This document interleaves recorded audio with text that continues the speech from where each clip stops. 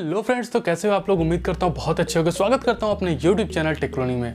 Friends, मैंने previous बहुत सारे एयर कंडीशन पे बेस्ड वीडियोस बना रखे हैं, जिसके कमेंट बॉक्स में लगातार मुझे एक कॉमन कमेंट देखने को मिला कि भाई इन्वर्टर एसी और नॉन इन्वर्टर एसी के बारे में एक थोड़ा सा डिफ्रेंशिएट करके एक एक्सप्लेनेशन वीडियो आप बना दीजिए। तो मैंने सोचा क्यों ना आप लोग के डिमांड पे एक डेडिकेटेड वीडियो बनाते हैं इन्वर्टर टेक्नोलॉजी और नॉन इन्वर्टर टेक्नोलॉजी वाले एयर कंडीशंस पे। तो फ्रेंड बने रहिएगा लास्ट तक इस वीडियो में और चलिए शुरू करते हैं आज का ये वीडियो। दोस्तों बात करते हैं अगर हम 10 से 15 साल पहले की, तो एयर कंडीशंस जो थे वो एक काफ़ी लग्जरी आइटम के तौर पे देखे जाते थे, क्योंकि फ्रेंड्स एक टाइम पे इंस्टॉलेशन का जो कॉस्ट आता है यानी वन टाइम इंस्टॉलेशन कॉस्ट वो तो हाई होता ही था। साथ ही साथ दोस्तों जब हम एयर कंडीशन को हर महीने यूज करते थे तो उस समय जो बिजली का बिल आता था वो हमारे पॉकेट पे बहुत ज़्यादा भारी पड़ता था। उस समय की अगर बात करें तो एक मिडिल क्लास फैमिली के जो मंथली महीने का जो राशन का खर्चा है उसके बराबर तो एयर कंडीशन का बिजली का बिल आ जाता था। तो इस वजह से फ्रेंड इसे कोई मिडिल क्लास फैमिली इसे अफोर्ड नहीं कर सकता था। लेकिन जैसे जैसे जो है टेक्नोलॉजी लगातार इंप्रूव करती गई मार्केट में, वैसे वैसे एयर कंडीशंस की भी टेक्नोलॉजी लगातार इंप्रूव हुई है। अभी फ्रेंड अगर बात करते हैं तो यहाँ पे मेनली हमें 2 टाइप्स के एयर कंडीशन देखने को मिलते हैं टेक्नोलॉजी के आधार पे। वो एक हो पहला नंबर पे जो आता है वो है नॉन इन्वर्टर टेक्नोलॉजी जो कि हमारे ट्रेडिशनल एयर कंडीशंस थे, और दूसरे नंबर पे जो आता है वो है इन्वर्टर बेस्ड एयर कंडीशन जो कि अभी रिसेंट में चल रहे हैं। वहीं फ्रेंड्स अगर इन्वर्टर बेस्ड एयर कंडीशन की बात करें तो इसमें भी अलग अलग लेवल्स आ चुके हैं, जैसे single inverter air condition, dual inverter air condition, triple inverter air condition, इस टाइप के डिफरेंट टाइप के आपको स्टेजेस देखने को मिलते हैं।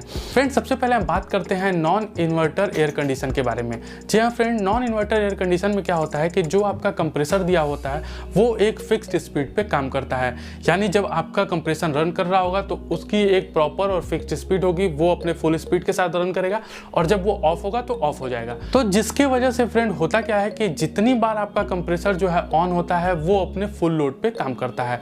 इसके वजह से आपका इलेक्ट्रिसिटी कंजप्शन भी बढ़ जाता है। अब यहाँ पे मैं आपको एक एग्जांपल के साथ समझाता हूँ कि जैसे अगर आपके घर पे एक non inverter based air condition लगा हुआ है, मान लेते हैं हम एक कमरा है जिसके अंदर हमें डिजायरेबल टेम्परेचर चाहिए 25 डिग्री सेल्सियस।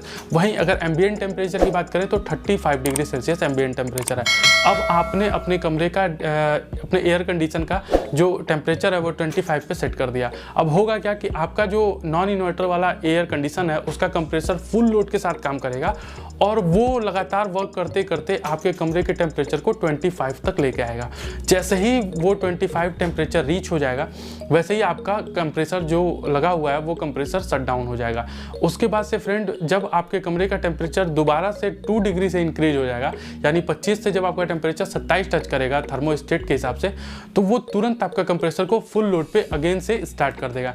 और ये प्रक्रिया बार बार चलती रहेगी फ्रेंड। इसके वजह से क्या होगा कि जितनी बार कंप्रेसर ऑन होगा वो फुल लोड पे वर्क करेगा और ऑफ होगा तो ऑफ हो जाएगा। तो इस वजह से जो बार बार जो है आपका कंप्रेसर फुल लोड पे वर्क करने की वजह से आपका जो इलेक्ट्रिसिटी कंजप्शन होता है वो काफ़ी ज़्यादा हाई हो जाता है। अब फ्रेंड हम बात करते हैं एक इन्वर्टर बेस्ड टेक्नोलॉजी वाले एयर कंडीशन के बारे में। यहाँ पे फ्रेंड्स होता क्या है कि जो आपका कंप्रेसर लगा होता है एक्चुअली में वो एक डीसी रोटेटरी मोटर होता है।